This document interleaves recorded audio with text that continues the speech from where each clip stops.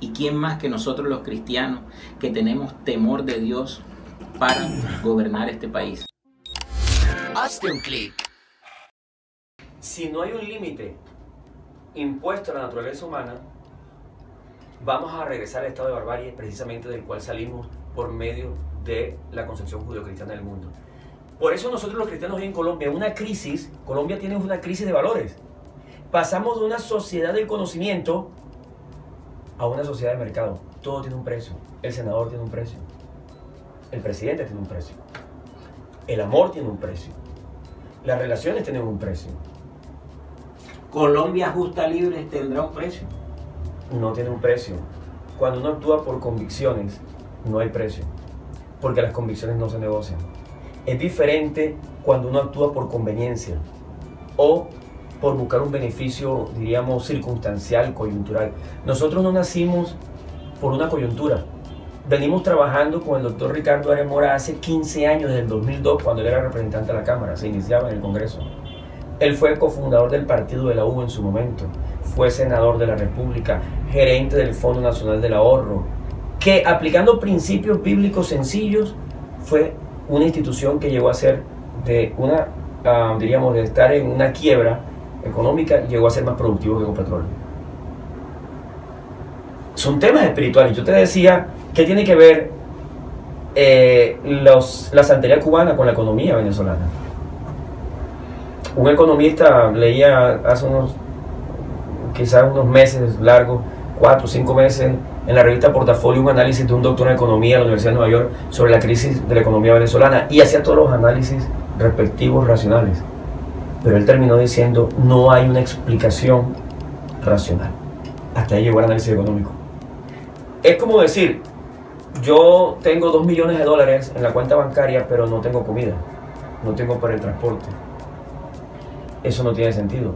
Un país miembro de la OPEP, de los países exportadores de petróleos, con las reservas quizás más grandes del mundo, o una de las más grandes del mundo, de petróleo. ¿Cómo se explica eso? La economía, desde la racionalidad, tiene un límite y llega a traspasar a un tema espiritual. Ya no hay una explicación. Bendita la nación cuyo Dios es Jehová. Así de sencillo está el tema. ¿Qué ofrecemos nosotros? Nosotros no somos perfectos. Nosotros somos igual de pecadores que todos los colombianos. No tenemos pretensión de ser moralistas ni de ser religiosos.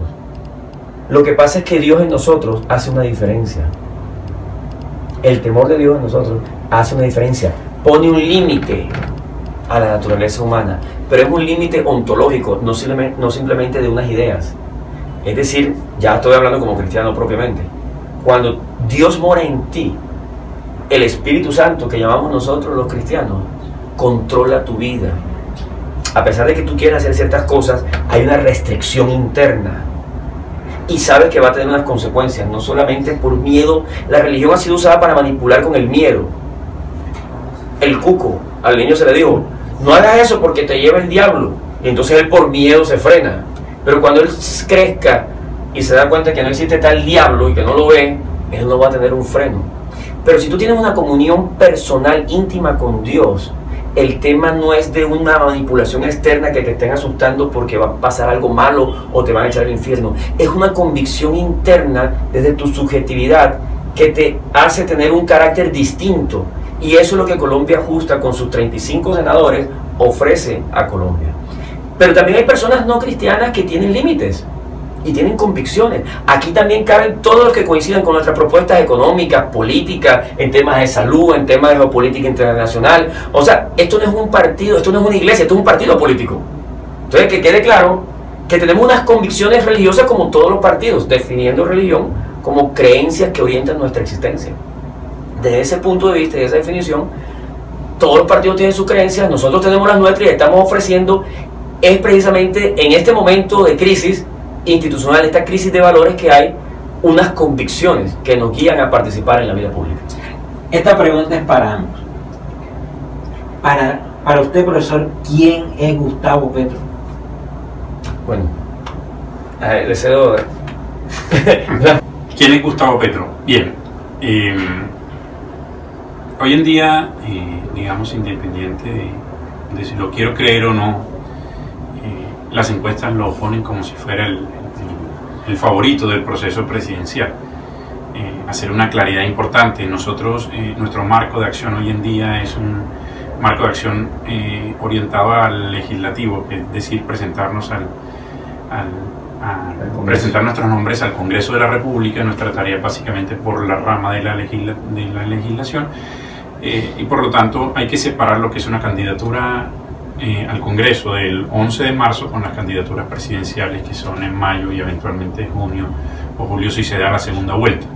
Entonces, hoy en día, Gustavo Petro es una persona que está aspirando a la máxima autoridad dentro del canal, dentro del poder ejecutivo del país. Nosotros estamos aspirando a ser parte del poder legislativo. Entonces, haciendo esa salvedad, digamos, voy a entrar a contestarte saltándome a la otra línea, pues a la otra línea del tren, que es la parte del ejecutivo.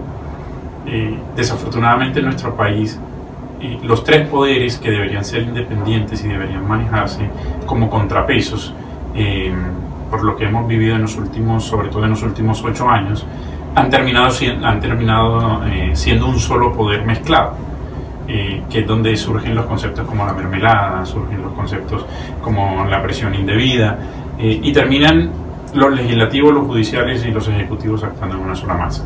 Entonces, eso hace que la aspiración presidencial en nuestro país hoy en día tenga un gran valor, porque finalmente el Ejecutivo ha logrado subyugar a los otros dos poderes vía repartición del dinero del presupuesto.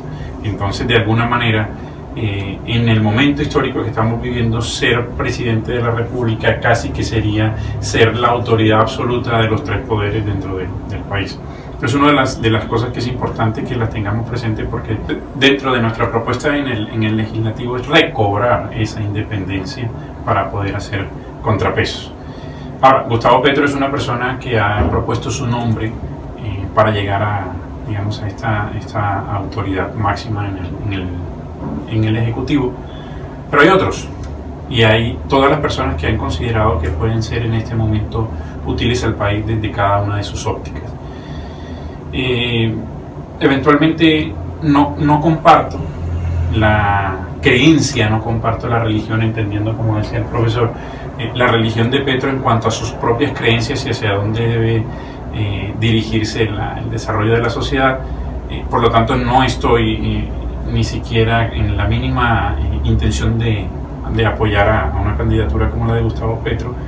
Aún sí reconozco algunos elementos que son, digamos, que pueden ser interesantes para la sociedad, pero en términos generales, Gustavo Petro no representa en este momento, para mí, la persona que coincida conmigo en mis creencias y en mis valores.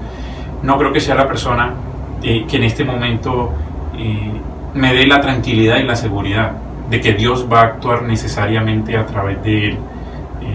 Ingeniero Jorge, perdóneme, ¿para usted Petro es o no es comunista? Voy a decir una frase un poco extraña y muy fuerte, pero para mí Petro pareciera ser más oportunista que comunista, aun si su origen inicial es comunista. Y les digo lo siguiente: una de las cosas que yo siempre le señalo a las personas que hacen parte de la izquierda en Colombia es la incoherencia entre lo que piensan y lo que viven a diario, que era lo que hablábamos ahorita. Yo, a través de mi vida diaria, si me subo a un bus, si voy a una tienda y compro algo, yo debería realmente, como una persona coherente, vivir todas mis decisiones, desde la más pequeña hasta la más grande, orientada a mis creencias.